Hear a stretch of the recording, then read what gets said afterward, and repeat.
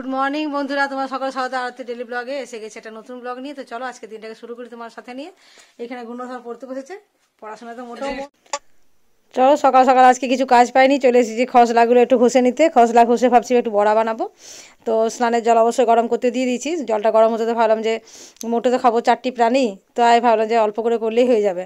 তো চট করে আমি বসে পড়েছি, দেখো আর থালায় করে একটুখানি পাঁচড়ে নিচ্ছি। আমি ঠিক পাঁচড়াতে জানি না, তো যাই হোক মোটামুটি ফুটু দিয়ে হোক যেভাবে হোক একটু উড়িয়ে কত আর লোককে বলবো, নিজে কোনো রকমভাবে পরিষ্কার করে নিচ্ছি আর কি। আজ ছেলে মেয়ের বায়না হয়েছে খিচুড়ি খাবে। তো আমি বলে এতদিন এত বৃষ্টি গেল, তখন শুধুমাত্র বিয়েবাড়ির নেমন্তন্ন পাচ্ছিলাম, ওই জন্য খিচুড়ি করা হয়ে ওঠেনি। আগে থেকেই বলছিল অবশ্য খিচুড়ি আর চিকেন কষা করো, কিন্তু করে উঠতে পারিনি। আজকে রোদ হলেও কিন্তু আমরা খিচুড়ি আর চিকেন কষা আজকে হচ্ছে আমাদের এখানে। খিচুড়িতে চাল আর ডাল দিয়ে দিয়েছি, আর এবারে আমি সবজিগুলো পরিষ্কার করে ধুয়ে নিচ্ছি। ফুলকপি, এখন শীতকালের ফুলকপি ছাড়া তো খিচুড়ি একদম অচল হবেই না। তো গাজর আর ফুলকপি দিয়েই করব। অন্যবারে আমি একটু কুমড়ো দিই, কাঁচা কুমড়ো বা পাকা কুমড়ো যাই থাকে মিশিয়ে দিই, কিন্তু আজকে আর সেটা করছি না। আমি ফুলকপি, মটরশুঁটি, গাজর এটা দিয়ে আজকে খিচুড়িটা বানাবো।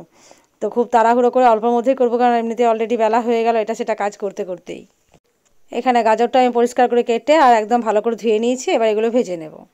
একটা গোটা লাউ বেশ কয়েকদিন থেকে পড়েই আছে ঘরে, মানে রান্নায় করা হচ্ছিল না, সুযোগও পাচ্ছিলাম না, ওই জন্য মাছের মাথাগুলো আনিয়েছি, ওটা লাউটা দিয়ে বানাবো। আর এই তো চিকেন নিয়ে এসে চিকেনটা হবে কষা। খসলাগুলো এখানে ভাজা চলছে, একদম কম আছে, অল্প অল্প করে এখানে ভেজে নিচ্ছি। আজকে পুরো খাওয়া দাওয়া জমে যাবে একদম। চিকেন কষা, আর এদিকে খিচুড়ি, খসলা বড়া, আর লাউ মাছের মাথা দিয়ে সবজি। এত ধোঁয়া হচ্ছে, এটাতে আমরা আলুও দিয়েছি অবশ্য আজকে। আজকে না মাঝে মাঝে দিই, পেঁপে টেপে বেশি হয়, আজকে আলু দিয়ে করলাম। আর একটু কষানোটা হবে, সেদ্ধও হবে, সেদ্ধটা এখনও হয়নি। আরও খানিকক্ষণ ঢাকা দিয়ে রেখেছিলাম, মিনিট 5, আবার ঢাকা দিয়ে রাখতে হবে। আজকে খাদ্য পরিবেশনে হচ্ছে কর্তা বাবু। না সবারটা দাদা নিজেরা বাড়ছো, সবার বাড়ছো গো, মুখে কোনো কথা নেই, সবারই বেড়ে দিচ্ছে। একটু ঘাটবে, তলা থেকে ঘাটবে।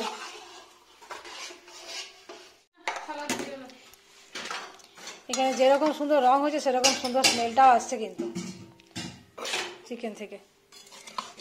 তোমাকে দুটো দেবো নাকি?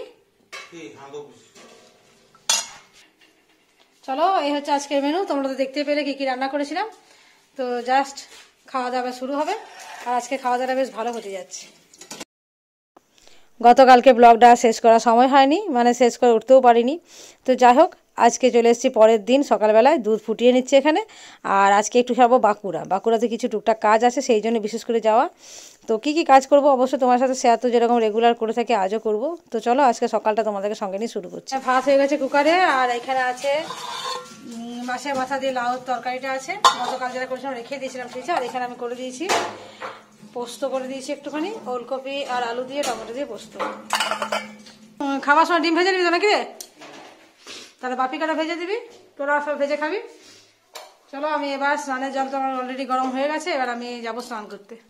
একটুখানি মুসুরের ডাল বসিয়ে দিচ্ছি, তার জন্য ডালটা পরিষ্কার করে ধুয়ে নিই। একটু ডাল বসিয়ে দিয়ে তারপর যাবো, এবার গরম জল আমার হয়ে গেছে ডেকচিতে, স্নান করতে ঢুকবো। পুজোটা করেই পর বেরোবো। পুজো কমপ্লিট হয়ে গেছে, তো পুজো চট করে দিলাম। এখন বাজে সকাল 10টা, আর আমি এবার রেডি হবো আর বেরিয়ে যাবো। আর তো কিছু কাজ নেই, রান্নাও করে দিচ্ছি ওদের। তো চলো একটু বিশেষ কাজের জন্যই যাচ্ছি, তো যতটা সম্ভব তোমাদের সাথে শেয়ার করবো।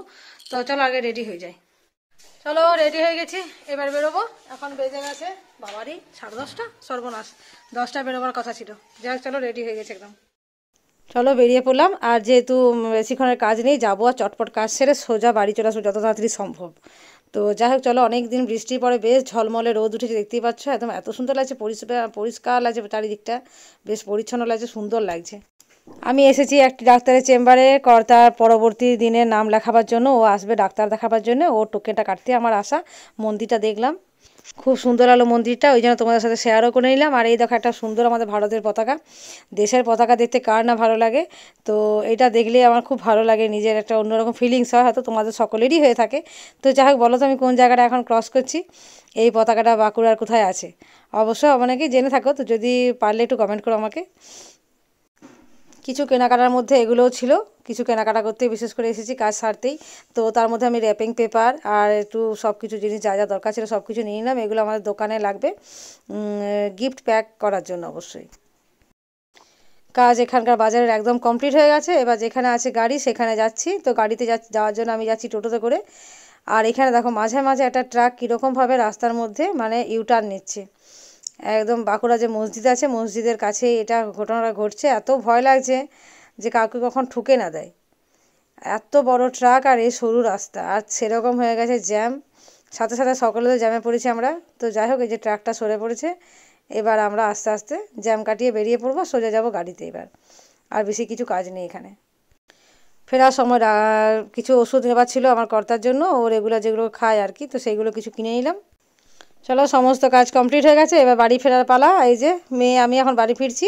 তো দুজন মিলে এখন একটু গল্প টল্প করে নিচ্ছে, আর গাড়িটা এখনও স্টার্ট দেয়নি, কোন রাস্তা যাবে সেটা ড্রাইভার একটু জেনে নিচ্ছে। তো আমি তো ছেলে মেয়ের সাথে সবসময় খুনসুটি করতে থাকি, সেটা তোমরা ভালো করেই জানো। তো চলো, আজ মেয়েকে নিয়ে এখন বাড়ি ফিরবো, কেননা ওর এখন মেসে থাকার ইচ্ছে নেই, আর মেসে এখন ছুটিও চলছে কিছুদিন, ওই জন্য ও মানে কেউ নেই আর কি মেসে। শীতের দিন, এমনিতেই বেলা ছোট, দেখো কত তাড়াতাড়ি বেরিয়েছি, এখন এর মধ্যে তাও সন্ধে হয়ে যাবে, সূর্য প্রায় ডুবতেই যাচ্ছে। তো যাই হোক চলো, আমার তো সমস্ত কিছু কাজ কমপ্লিট হয়ে গেছে, এবার এখান থেকে বেরিয়ে পড়বো। আর এবারটা আমার বাঁকুড়া আসার ইচ্ছা একদমই ছিল না, কিন্তু এত কিছু কাজ ছিল, একটুখানি না সেরে দিলে তখন কর্তার একার পক্ষে চাপ হয়ে যাবে। কদিন পরে ও তো আসবে এমনিতেই, তাও আমি একদিন আগে এলাম কয়েকটা কাজ সেরে নেবার জন্য। এখন গাড়িতে বসে আছি আমি আর মেয়ে আছে সামনের সিটে। তো চলো, এখন বাড়ি ফিরছি। আর ছেলের জন্য ড্রাইভারকে পাঠালাম বিরিয়ানি আনার জন্যে। তো আমাদের ওবেলা একটু বেশি হেভি খাওয়া হয়ে গেছে, তো সেটা তোমাদের আর দেখানো হয়নি ভিডিওতে। অবশ্যই আমরা মা মেয়েদের বেশ জমিয়ে খেয়েছি, তো ওই জন্য আমাদের জন্য আর নিলাম না, শুধু এক প্লেটই নিলাম ছেলের জন্য। তো অনেকটা দেরি হয়ে গেছে, বাড়ি ফিরতে হবে এবার, সন্ধে হয়ে গেছে দেখতেই পাচ্ছ। তো পেট্রোল পাম্পে তেল নিলাম, আর এই বিরিয়ানি আনতে পাঠিয়েছি, ও ফিরে এলেই চটপট বেরিয়ে যাবো। এবার জাস্ট বাড়ি ফিরে এলাম মাত্র, এখনো চেঞ্জ করিনি, এবার গিয়ে ড্রেসটা চেঞ্জ করবো আর একটু ফ্রেশ হয়ে পরে বসবো। তো চলো, এই মাত্র ঢুকেছি, রান্নাঘরটা যা করে রেখেছি না পুরো দেখতেই পাচ্ছ, চারিদিকে ছড়ানো। আমি আর এখন কিছু করবো না, একটু রেস্ট নিয়ে পর এসে গুছাবো রাত্রেবেলা, একবারে গুছিয়ে টুছিয়ে গ্যাসটা মুছে ফাঁকা করবো তখন। তো চলো, এখন আর আমার দম নাই, একটুখানি বসবো আগে। ফোনটা নিবে দাঁড়িয়েছে নাকি, ফোনটা নিবে বলে দাঁড়িয়ে আছে। এখন বাজে প্রায় 10টা বেজেই গেছে। তো এখানে ছেলের খাবার দিয়ে দিয়েছি, এরপরে আমি আর কর্তা গিয়ে খাবারটা নিয়ে নেবো, তাহলে হয়ে যাবে। কর্তা নিয়ে এসছে রুটি আর তরকা, হোটেল থেকে কিনে নিয়ে এসছে, আমি আর রাত্রে খাবার বানাইনি। আর ছেলের জন্য বিরিয়ানি এনেছিলাম, তো সেগুলো একটুখানি গরম করে নিচ্ছি, চট করে এগুলো গরম করে নিচ্ছি, গরম করবো আর চট করে খেতে বসে যাবো। এখন বেজে গেছে 10টা, আর সেরকম লাগছে ঠান্ডা, সোয়েটার করতে ভুলে গেছি, শুধু চাদর ঢাকা নিয়ে আছি। চলো, তরকাটা গরম হতে থাক, সেই সাথে ব্লগটা আজকে শেষ করে দিই। আগামীকাল দেখা হচ্ছে নতুন ব্লগে নতুন ভাবে। যদি এতটুকুও ভালো লেগে থাকে অবশ্যই একটু সাবস্ক্রাইব করে দেবে, পাশে থাকবে, লাইক কমেন্ট করতে একদম ভুলো না। তো চলো, কিরকম লাগছে অবশ্যই কমেন্ট করবে, আমি বুঝবো কি করে, বলো। তো যাই হোক, আজকে মতো রাখি, প্রচুর ঠান্ডা লাগছে। আগামীকাল দেখা হচ্ছে নতুন ভাবে নতুন ব্লগে। গুড নাইট, ভালো থেকো সকলে।